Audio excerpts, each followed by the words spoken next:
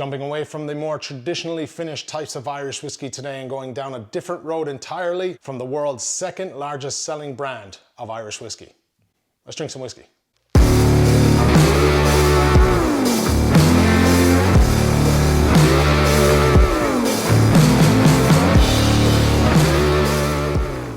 Welcome to Whiskey and Whiskey. I'm the Whiskey Chaser Brian, and on this show I don't review whiskey, I drink whiskey, and I give you my thoughts so you can make an informed decision and go about it and pick out some awesome Irish whiskey. Coming to you from the always great Christy's bar in Kilkenny, Ireland on a very frosty January morning, and I hope everybody's keeping well. On today's show, we're doing something a little bit different, as I had already stated, and jumping into a different type of finish cask for Ireland.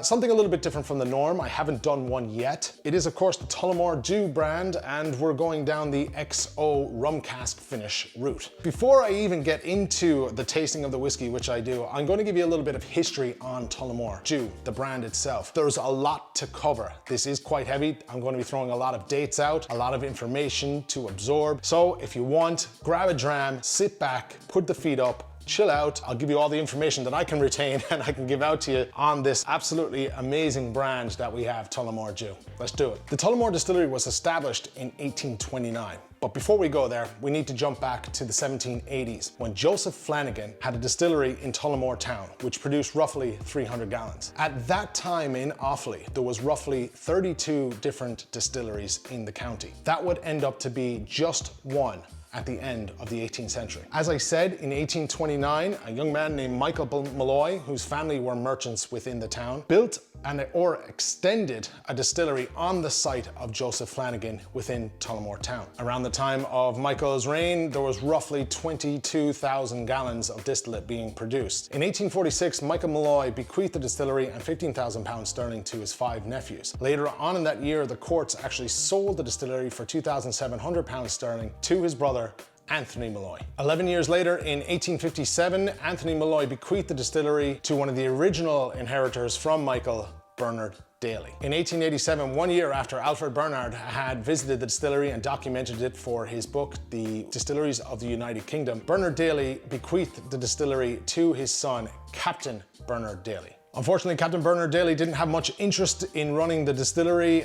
He was more into the equestrian side of things and his social life, and he resided at his estate, Hazelbrook, in Terranure. Captain Daly was an international polo player and a racehorse owner. As I said, he didn't have much interest in the distillery, so he promoted the distillery's most promising employee, Daniel E. Williams, to general manager and overseer of the business. Keep those initials in your mind, Daniel E. Williams. At 25 years of age, Daniel E. Williams was given free reign over the business. He started working in the distillery as a stable boy at the age of 15 and would later go on to work in the distillery for 60 years. Daniel Williams was successful in expanding the distillery and turning it into one of Ireland's most successful distilleries. His greatest success was Tullamore D.E.W, along with his slogan, "Give every man his due," became one of Ireland's most successful and popular slogans. It was at this point that sales to mainland Britain, Australia, and the USA were booming. In 1903, the firm was incorporated as B. Daly & Co. Limited, and Captain Daly owned some of the shares and the Williams family owned the majority of the shares. In 1921, sadly, Daniel Williams passed away and his son, Captain John Williams, took over the business. It was around this time that Irish distilleries and Irish whiskey in general started to hit a few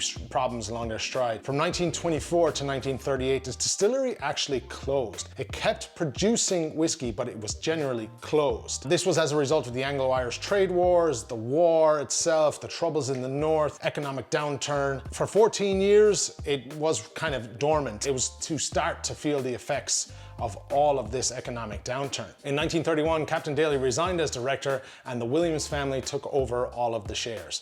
The annual output at this stage was in or around the 300,000 gallons mark. From the 1930s up to 1948, the distillery really struggled, and it was as a result of what I had already mentioned. There was a recession in the country, the Anglo-Irish trade wars, there was problems in the north, and of course, prohibition in the United States certainly did not help any of the matters. In 1948, they decided to keep up with its Scottish counterparts that the distillery would install a coffee still to try and bring back up some of their fortune. Unfortunately, this failed. The coffee still can still be found today just up the road in Kilkenny Distillery, where it is slightly dismantled, but it's still all intact. And the hopes are that someday this will all be put back together. Unfortunately, in 1954, the inevitable was to happen and the distillery closed. There are two different stories here, and it takes a small tangent. I'm going to stick with the Tullamore D.E.W story, but there is another bit of history in behind the brand and what they did with some of their distillate and leftover stocks for a company called awesome-ist. That is a completely different story, one I'll tell at another time, possibly in another video, but for now, we'll stick with this. And in 1960, the brand was sold to John Power and Sons. It was in the 1970s that production of Tullamore D.E.W moved down to the brand new Midleton distillery,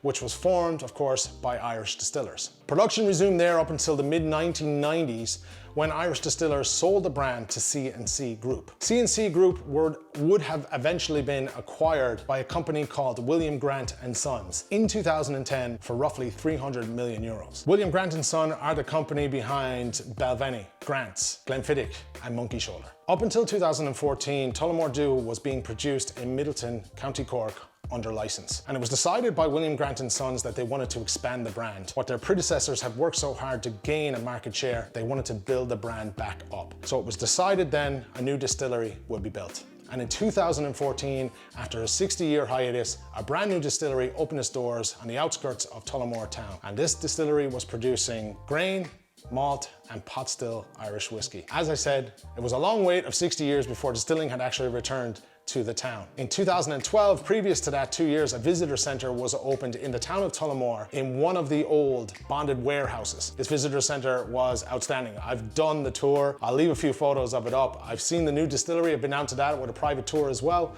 and I'll leave some photos up of that. That is something that should be on every whiskey drinker's to-do list, is to visit that. Unfortunately, in September of 2020, the visitor center has closed, not as a result of coronavirus or COVID-19 or anything like that, but they decided that they were going to build a new visitor center, a state-of-the-art one, at the site of the distillery, which is just outside the town. So as I said, it was a tremendous amount of history there, all the way from the 1780s up to, of course, 2020. I hope I haven't lost you, I hope I haven't bored you, but relax now, we're gonna go into more of the whiskey. So this whiskey is Tullamore D.E.W XO. It's their original triple blended Irish whiskey, but it's finished in XO Demerara rum casks from Guyana for roughly, I think, about 3 months. 43% ABV. This is part of their core range, and it was released to celebrate Ireland's pioneering role in rum production during the 17th century. So again, this is triple blended, triple distilled, non-age statement Irish whiskey. 3 different types of Irish whiskey, as I said, triple blended. So we have our single grain, which was finished in bourbon, single malt, which was also finished in bourbon,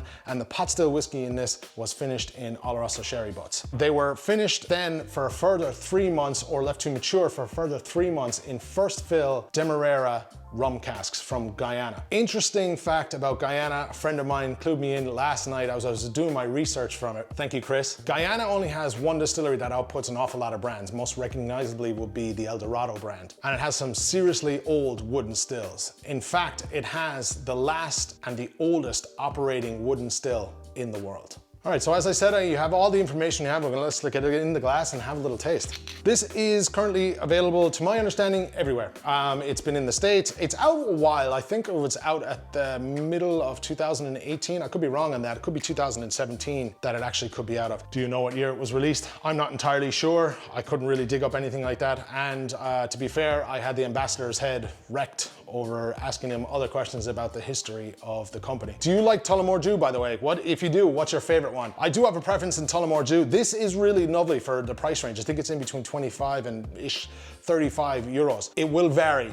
I've seen some crazy prices of 50 euro and stuff like that. Right now, I checked the website for Super Value last night. They have it on sale for, I believe, 28 euro. So you can find bargains out there if you do look for it. I got this when it first came out in the airport. Don't ask me what year it was. And it was so good. I was going away on holidays. I drank the entire thing over the course of, obviously, 2 weeks. But yeah, smashing whiskey. Really easy on the pocket. Loads of flavor, loads of character. So let's have a little nose and we'll talk a little bit more about it. So what I'm expecting typically from a rum cask finish is a lot of fruits. Vibrancy, quite bright, I would say, in terms of if you were to put a color on it. Very bright, very fruity, very sweet. Let's have a little Have a little nose here. Ah, no different. So straight away, I'm getting that deep dark Demerara sugar mixed with a lot of mango. And it is quite vibrant. You're getting a hint of the rum there as well. This is a non-age statement, so it is going to be that little bit of what I would say, a little bit distillate-y, a little bit alcohol-y. A very slight hint of banana. Not much spice going on there. It's on the nose. I'm not really getting that lot of forward. It's kind of very light. It's coming across vibrant, but light. A touch maybe of caramel in the back, but if I'm probably, you know, digging deep for that. I would say it's more along the sugar, banana, definitely mango kind of side of things. Sláinte, let's have a little sip. All right, so it's very sweet, very caramelly, sugary, getting kind of more greeny fruits, maybe ripe banana kind of note to it. Oak, a little bit of spice, not overly spicy or anything like that. Settles in, it's quite light on the palate. Nothing major in that sense of things. I'm struggling to get any of the fruit notes, apart from that little bit of hint of banana that I had at the first mouthful. But the finish is, you know, it's not overly bitter, touch of the bitterness at the back of the tongue, but mostly sweetness on the front of the tongue, spice towards the back. It seems to be balanced quite well, but the palate, it seems to leave a little bit more to be desired. Sweetness, quite sweet, and just kind of that little bit of banana-y, sugary notes to it. Overall, I would say that this probably has a better nose than it does a better taste to it. That's not saying the taste is bad, it just doesn't live up to what the nose suggests. You know, I think maybe if, I know that it was finished in first fill Demerara rum casks from Guyana, so for 3 months, maybe could have done with a little bit longer in the cask at that, just to kind of impart more of those flavors on the palate. Look, in saying that, for 25, in between 25 to 35 euro, basically, and translate that to whatever that is in dollars. It's not a bad whiskey. I mean, you're getting a different type of rum, or different type of maturation, different type of finish on the whiskey. Great if you wanted to kind of explore what different finishes will do to a whiskey for, you know, not an expensive price. It is for that, you couldn't go wrong. To explore a bit, to try it out, why not? So yeah, that's the Tullamore D.E.W XO. So if you like me babbling on about the history and you like my tasting notes on it, don't forget, maybe you might give me a subscribe and a thumbs up if you like the video. Also, I've started a new whiskey group. It's called Whiskey and Whiskey on Facebook, and it's dedicated to everything that is whiskey and whiskey. Anything that you might enjoy. I'll leave a link down below to where you can join up, drop in, say hello, and of course, let me know what you're drinking during the week or at the weekend. It's, you know, work in progress. We're getting there, and we're building a nice little community of whiskey fans across the world. With that in mind, I want to say thank you to the lads in Christy's bar who have supplied the samples for me, and of course, when we all get back to normal, they will be open and they'll be rocking, and we will get some whiskeys out there and, you know, have a few tastings hopefully, and I might see it down around here for a wee little dram, and we can have a chat and you can tell me how full of it I am about the different flavors of whiskey that you're getting. So with that in mind, I'm going to sign off. Don't forget to let me know down in the comments which is your favorite Tullamore D.E.W expression. I will be doing more of these on the Tullamore D.E.W side of things. It's just, you know, one a week is kind of hard to get out now at the minute, but look, we'll get there all in good time. Thanks for watching. Hope you enjoyed it. For me, Brian Hennessy, we'll see you next week. Sláinte.